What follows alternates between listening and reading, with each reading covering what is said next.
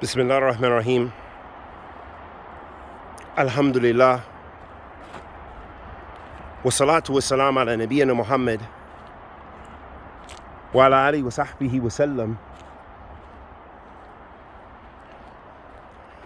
Amma ba'd, ahbabti fillah. Assalamu alaikum wa rahmatullahi wa barakatuh. As'al Allah Kareem Rabb al-Arsh al-Azim and yatawallana fi dunya wal akhirah. May Allah subhanahu wa ta'ala protect us and preserve us and guide us and forgive us, rectify our condition and affairs, help us to be better slaves, protect us from kufr, shirk, and nifaq. Ahbabti fillah, the Prophet salawatu rabbi wa salamu alayhi, he mentioned to speak good or keep silent. Speak good or keep silent. Ahbabti fillah, if we're truly followers of the sunnah of the Prophet sallallahu alaihi wasallam, meaning we want to be from Ahl Sunnah, Ahl Sunnati wal Jama'ah, Ahl Hadith, Ahl Athar,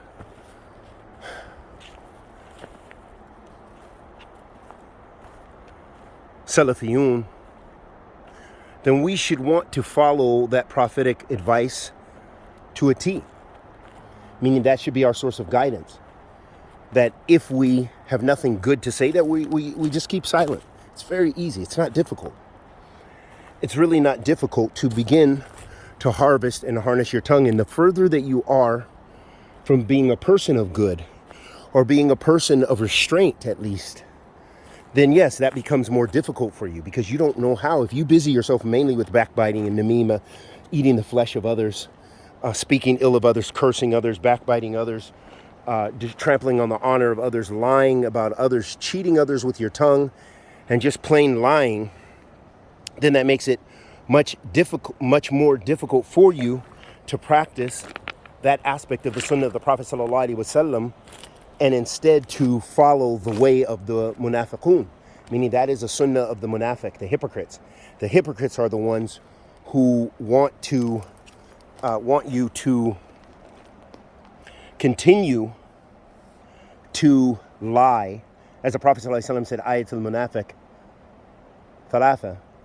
There are three traits of a hypocrite, and one of them is that when he speaks, he lies. So if you want to follow that trait, then that's exactly what you'll be left doing. You'll be a follower or on the path of the people who have hypocrisy. That's a sign of hypocrisy. But if you want to be from Ahl Sunnah wa Ahl Hadith, and a person who's a person who rectifies, then you'll be busying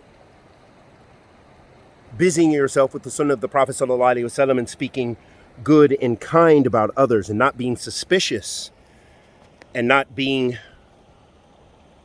evil and allowing evil to emanate from your tongue. Ahbabti fillah, so no doubt there is a need for speaking the truth.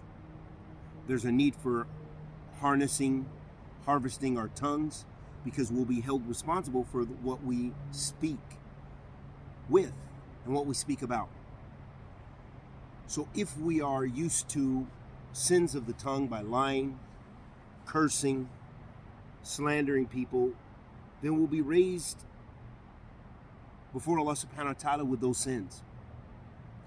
But if you are known for harnessing your tongue, realizing that you're responsible for what you say, then bi'idhnillah, you'll find some safety. And the Prophet ﷺ mentioned that if when he was talking to some of the Sahaba radiyallahu ta'ala anhum ajma'in, that if you can harness or control what is between, meaning the tongue and the private parts, if you can control those things, I guarantee you paradise. This is what the Prophet ﷺ said to his companions radiyallahu ta'ala anhum ajma'in. So it lets us know that by controlling our tongues And obviously controlling our private parts by not getting into the haram. So controlling the tongue by not speaking the haram and so forth. And controlling your private parts, akramakumullah, by not doing the haram. That this can be a sabil for you to go to paradise. And in light of this, the Messenger sallallahu alaihi wasallam said, ما من شيء أثقل في ميزان المؤمن يوم القيامة من حسن الخلق وإن الله يبغض الفاحش البذيء. The Prophet salawatu rabbi wa salamu alayhi said, there isn't a thing that weighs heavier on the scale of the believer than good manners. And verily Allah hates wicked and sinful speech.